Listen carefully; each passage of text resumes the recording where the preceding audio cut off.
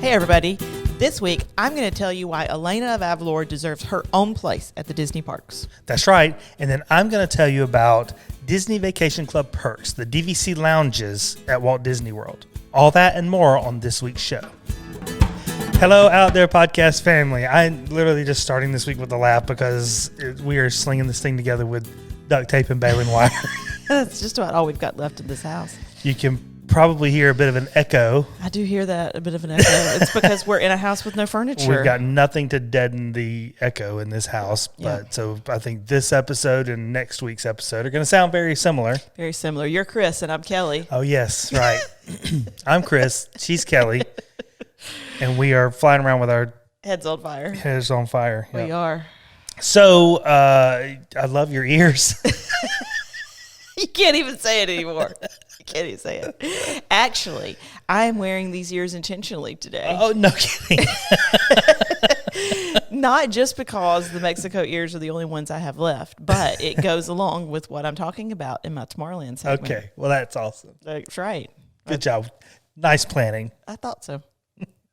Hey, so this week we had downloads from awesome cities across the United States. This first one, I cannot believe we've never mentioned, Columbia, South Carolina. Oh, wow. We've gotten downloads from Columbia a lot. And that's fantastic. Columbia is very near and dear to our hearts. Yeah. So glad to shout them out. Delray Beach, Florida, which sounds lovely. It does.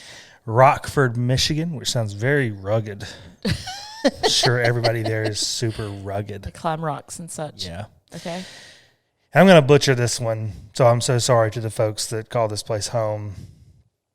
And I practiced over and over. Okay, let's hear it. Santa Rosa Huaregri. Huaregli? Huaregri. Huaregli. In Querétaro, Mexico. How you spell that? Which one? Huaregli.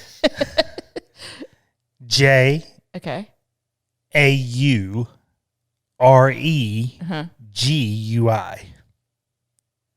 Okay. Okay, there we go. Okay.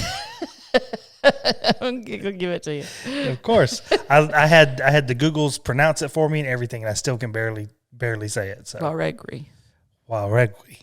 Santa Rosa. I'm so sorry, Santa Rosa. Yeah, but we love you, and we are so grateful that you and everybody else has downloaded our show. Yes, and I think you'll enjoy my segment. And I'm wearing Mexico ears, so let's just call that all an olive branch and welcome. Win-win. Win-win. Win-win.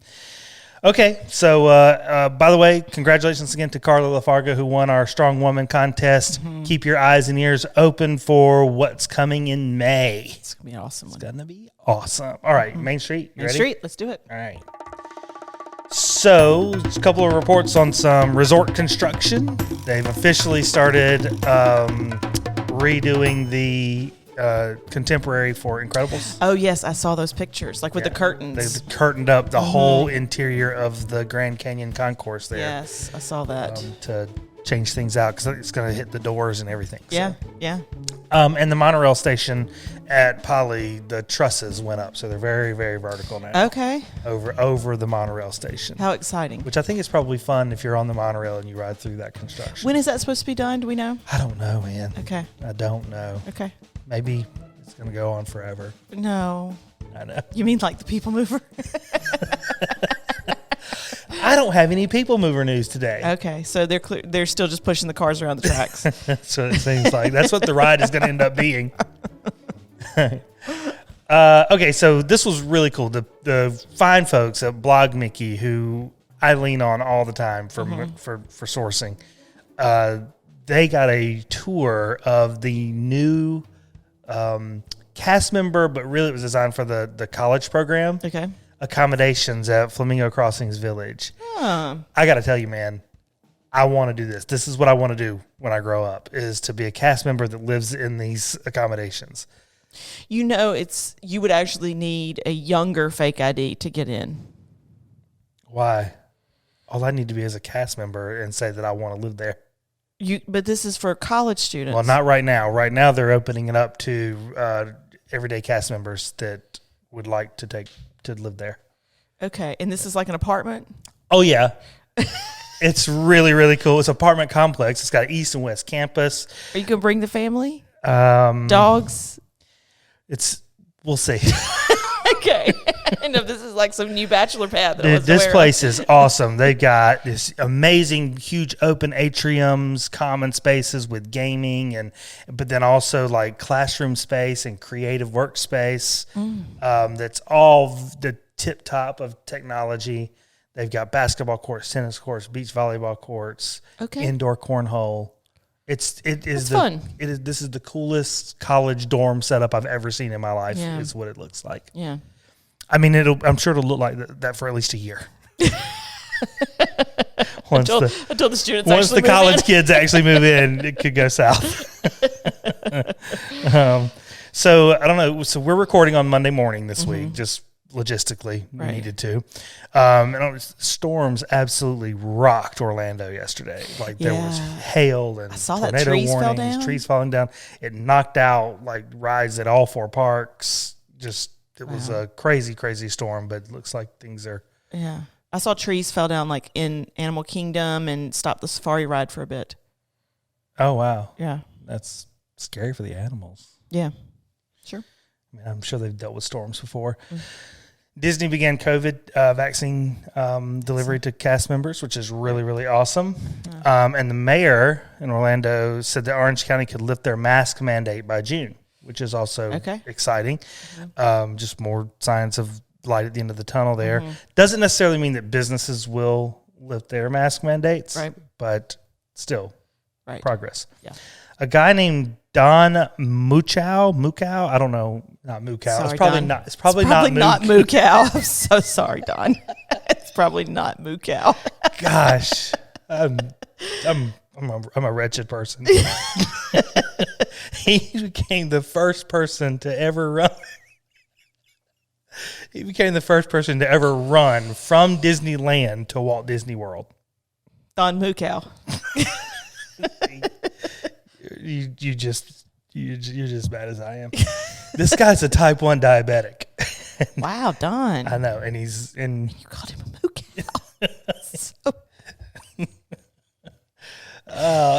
That line item shouldn't have caused this reaction. We should not be podcasting in this state. Our mental state is very questionable. I don't think we should be podcasting this week. Okay, this news item was really sad for you. The Creations Shop. I'm so against it. I know you are. I know you are.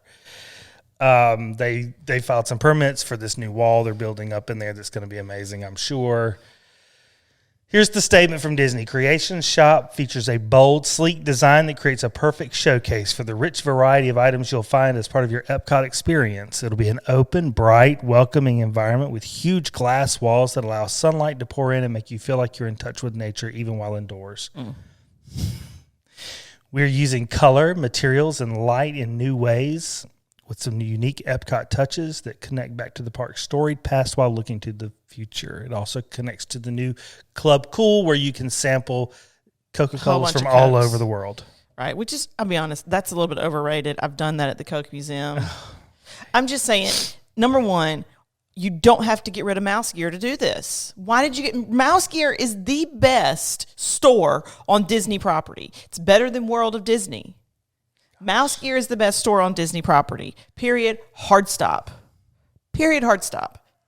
Okay? I'm not... Just bring it. Argue with me on that. I'm open to it. Why do you have to get rid of Mouse Gear to introduce this new fandangled celebration store? I swear, you are usually the last one that's like against change. I'm for change. I'm not for getting rid of Mouse Gear. I'm for I'm for this celebration store. Creation Shop.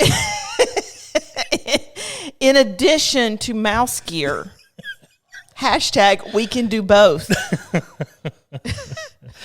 Apparently not. So you've got about, how many months is it till January? I don't even know. 8. You got about 8 months to get your head wrapped around so it. Far away. It does.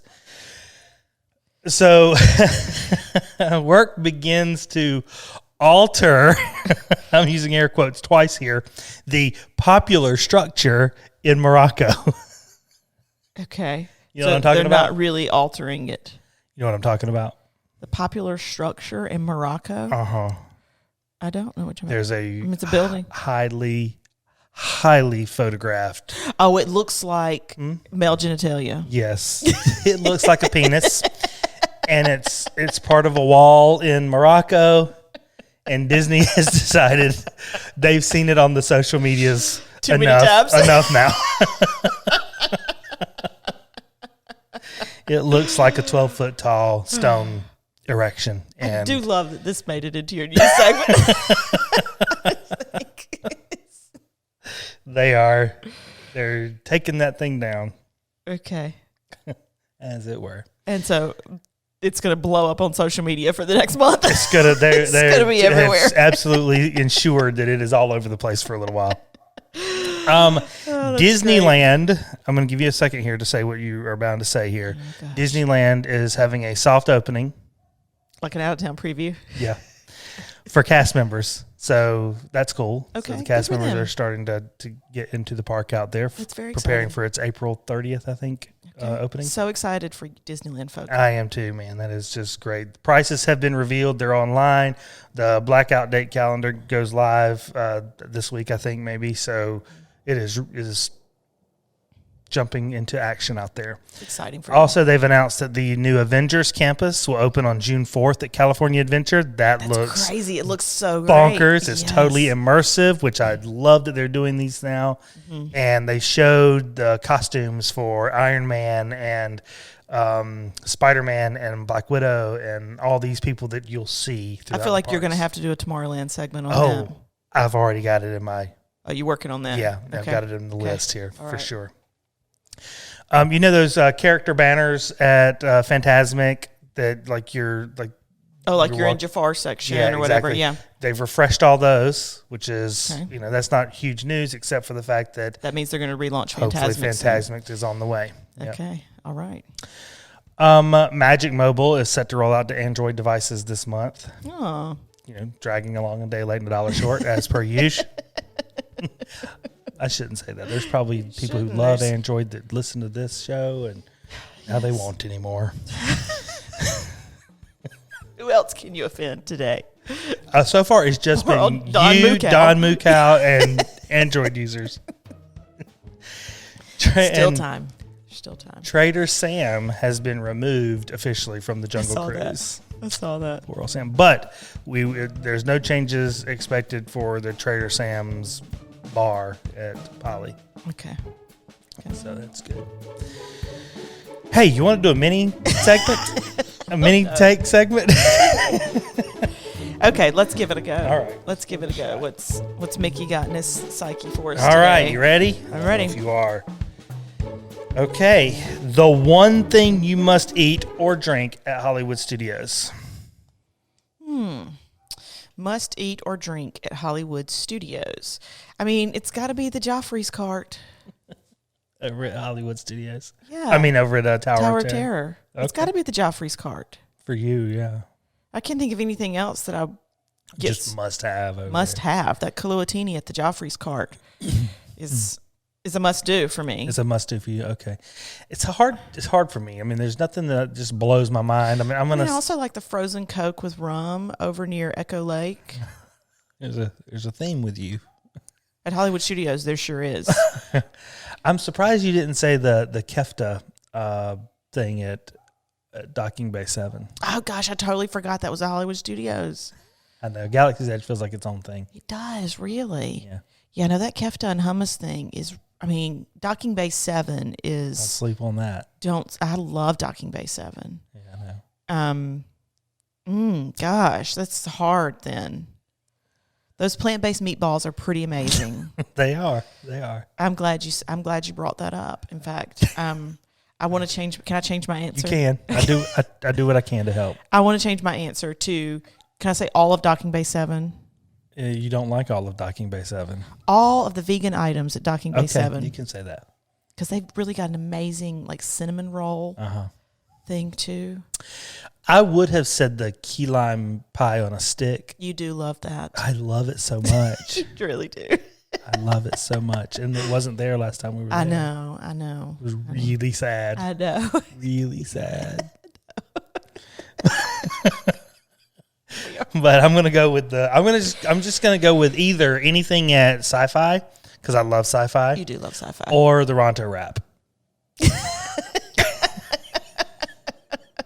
Speaking of things shaped like male genitalia. Oh my gosh. You do love the Ronto wrap, and it is Ronto just a massive weenie in a pita. With also surrounded by other meats. That picture. The Ronto wrap is not Instagrammable unless you are in the 5th grade. Or you got 5th grade sensibilities. No. Are you ready? You are way past time. I know, y'all. All right. Are you good? Are you sure? Good. Yes, Tomorrowland. Right. I'm excited about this one. Me too. Okay. So we're going to talk about today Elena of Avalor. Okay. And the reason this is Tomorrowland is because I believe there should be an Avalor on Disney property. Okay.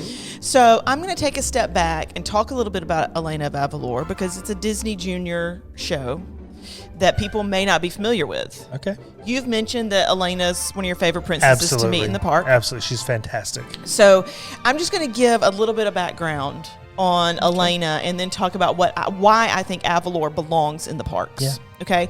So first of all, the show launched on Disney Junior July 22nd of 2016, which the dates there are fairly amazing. It is just amazing. As far as our family is concerned. That is pretty incredible. And unfortunately, it ended on August the 23rd of 2020. Now, I say unfortunately, and we'll get into that a little bit more, but the story arc was completed. Okay. So it wasn't canceled. It was a pretty clear... It was a clear story arc, yes. And so that was completed. The show wasn't really canceled, but it ended with a primetime special, which we didn't watch, and now I want to go back and see it. Yeah, for sure. Our girls sort of grew out of Elena, and I hated that because I love Elena. But anyway, so Elena is voiced by Amy Carrero, and she is a Dominican-American actress who also voices She-Ra on Netflix. Oh, come on. I know, right? It's so great. So the cast is Latinx. Right, so the cast is they cast really well there, but the show was created and the executive producer is Craig Gerber, who also produced Sophia the First. Now I went and tried to look up Craig and see how he identifies, and all I could find is he identifies as American. Like I didn't see his race identified anywhere. So I just want to say I think Craig did an excellent job. I think they cast it well. I think they paid good tribute to the Latin American tradition. We're going to go through some of that. But I kind of wish it wasn't executive produced by a white man. I know you do, honey. But anyway, so this is what Craig says. He says, everyone involved with Elena of Avalor, from the creative team to the unbelievable cast and crew, felt the responsibility to get this right. We created the character of Elena with the hope that she would be a role model, not just for young Latina girls watching, but for all children to be able to see what a true leader looks like. Oh, that's great. That's good. And I think they hit that. I think they absolutely hit it. So for those of you that are unfamiliar, the series centers around Elena. She's a 16-year-old princess when the series begins, who is ruling her kingdom with a collection of trusted advisors. These are friends and family members that she picked. Right. And by the way, love Elena. She decided to make her trusted advisors gender equal. Right. So she's got the same number of men and women on there. And she has these trusted advisors until she's old enough to become queen. Yeah. Right. So she's 16. She can't be queen. She's the reigning princess. Naturally, her parents are dead. It is Disney. It's Disney. But her little sister and her grandparents survived the sorcerer's magic who killed her parents. Okay. So essentially, Elena was trapped by an evil sorceress for 41 years inside a magical amulet. Her grandparents and sister were protected by a magical painting. All totes normal. Sure. Avalor is a very magical place, and Elena has a chief magician, Mateo, right, who is also a teenager with some self-esteem issues. Elena does a great job ruling the kingdom. She makes teenager-level mistakes, but she does such with a big heart. And she learns valuable life lessons along the way. And so, spoiler alert, in the series finale, Elena becomes queen. Sure. So the series finale is her coronation day, and Cool. she becomes queen.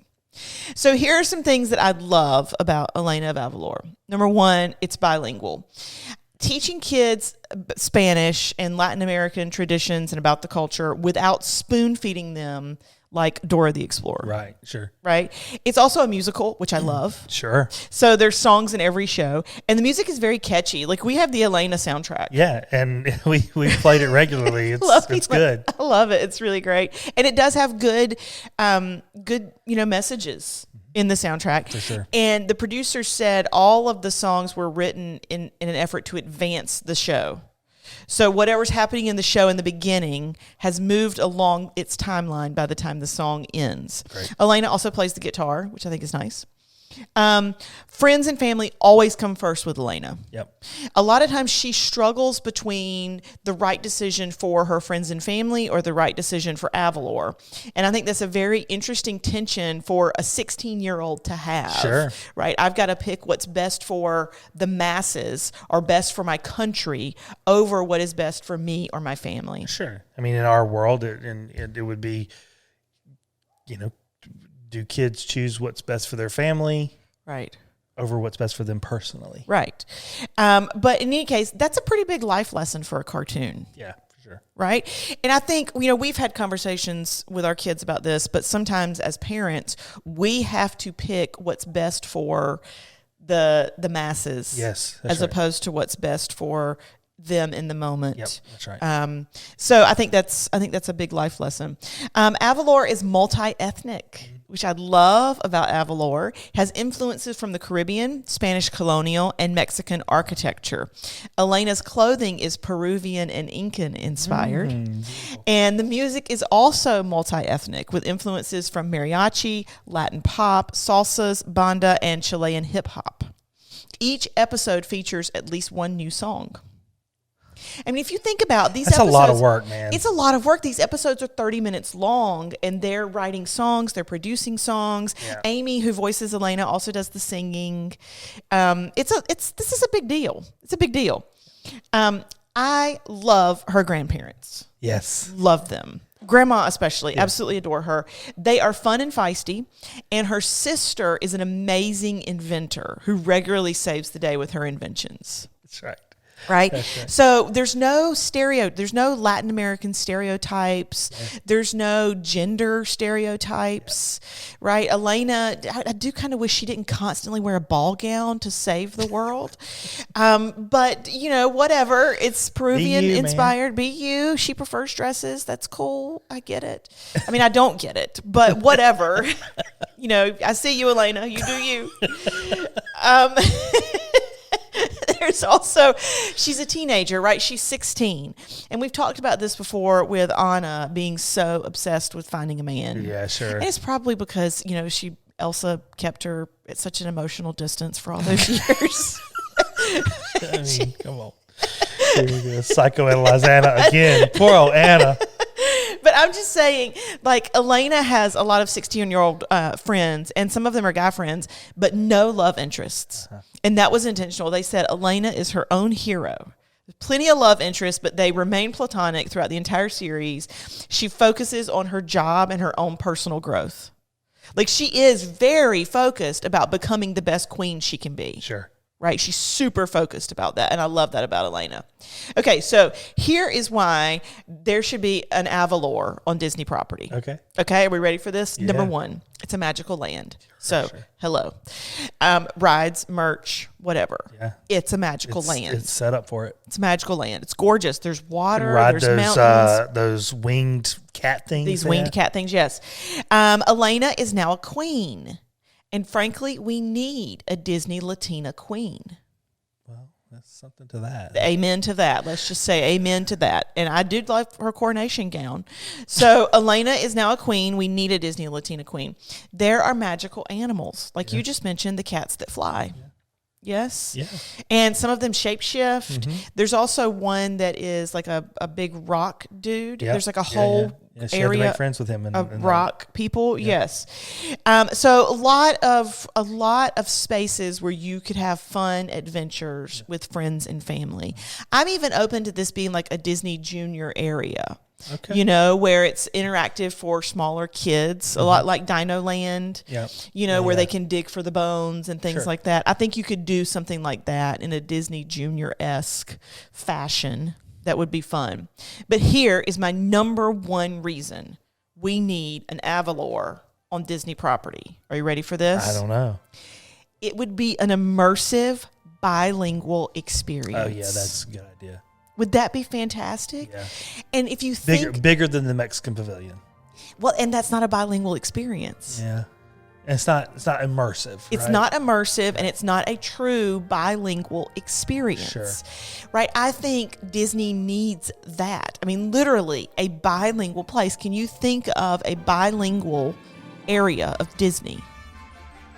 I mean, I can't. I mean, in the Mexican Pavilion, in normal times, they try to have actual folks from Mexico there working who would be bilingual. No, but that's not the same as... I'm talking about a bilingual experience. Where you go into where they speak nothing but Spanish. Well, no, Spanglish. That's what they speak on the show. They speak Spanglish. Sure. Right? A true bilingual experience. Not, Americans walking around in the same room as Mexicans. Right. That's not a bilingual experience. Sure. Right? No, I want a truly immersive bilingual experience where if you think Disney Junior, the kids could go up and touch things that were labeled in Spanish or whatever. Spanish merch. Well, let's write somebody. I think that's what we need. Okay. And the world in Disney World, and I'm not saying like Florida, I mean like Disney as a world, needs, I think, a Latina queen. I can't argue with that. I know, you can't. It's because it's a perfect idea. Okay. We're going to shift now to the World Showcase. Okay. Mine's not quite so important. Mine was important. Thank you for noticing that. I did. Thank you for noticing the importance of it. So I'm going to talk about... So we talked about doing some bonus episodes on things like this, and we're going to one day. But I'm going to talk about the DVC lounges at Walt Disney World. Okay. All right.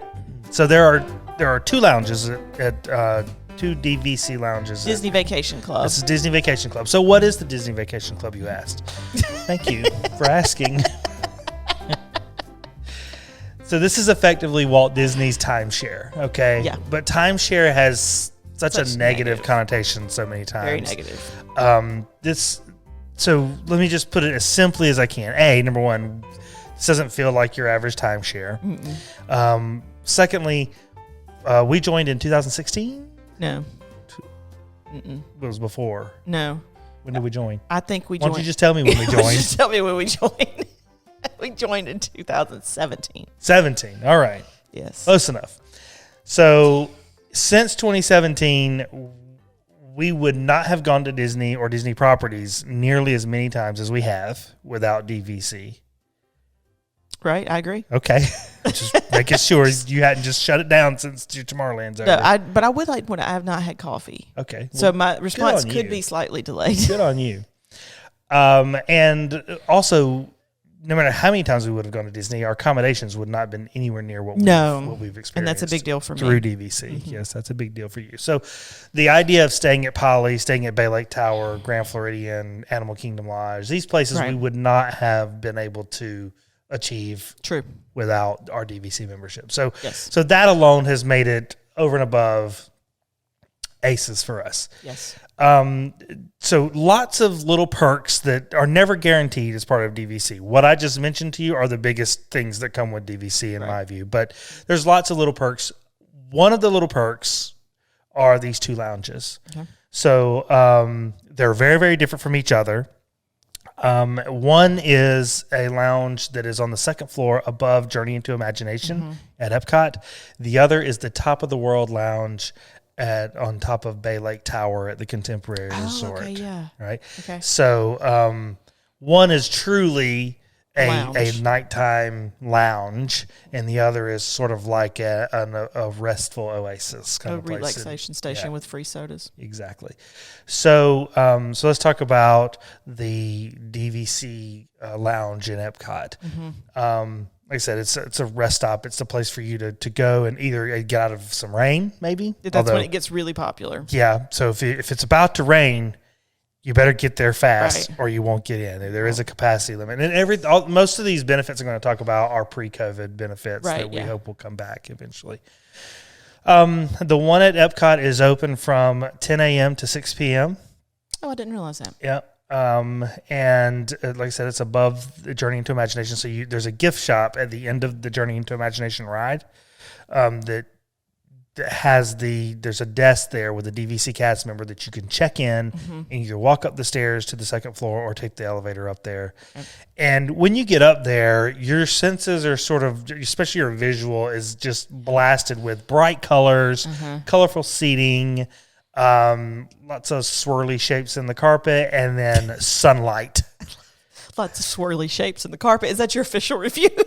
Lots of blue and bright orange swirly carpet shapes. Of swirly shapes in the carpet.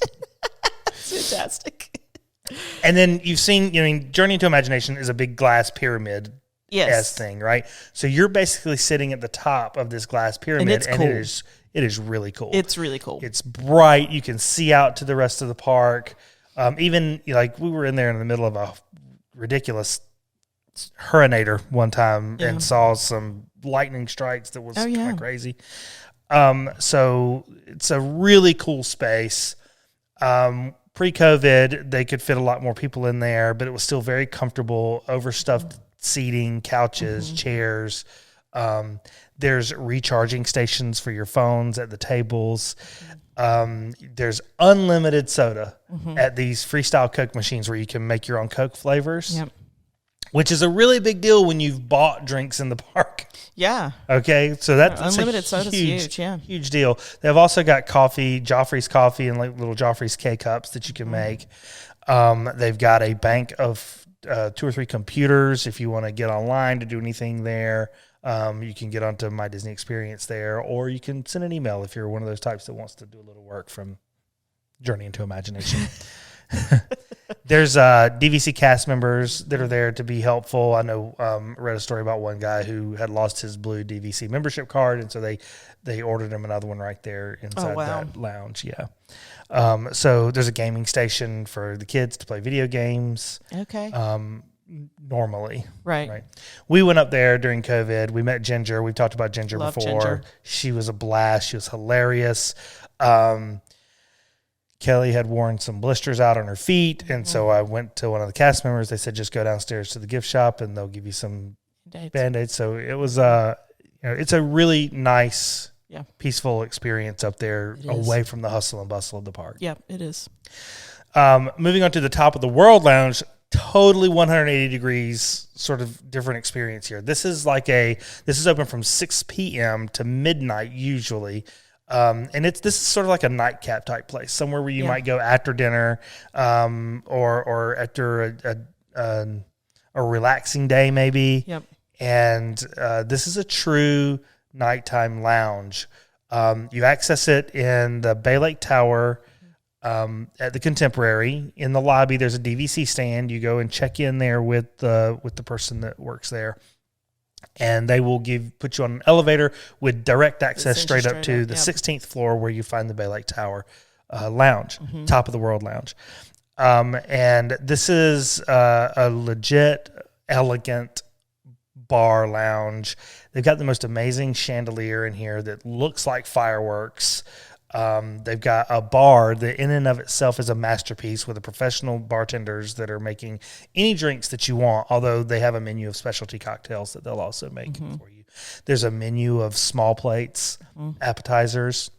They also had some of the drinks from the park. Like I was able to get that grapefruit Germany beer. That Schafferhofer Hefeweizen. Oh, bless you for that. Grapefruit beer. And we also got the big, huge pretzel from Germany. From Germany, yes. So they had some cool snacks and some cool drinks there. They've got nachos, just a whole, I'd say 8 to 10 appetizer-esque snacks.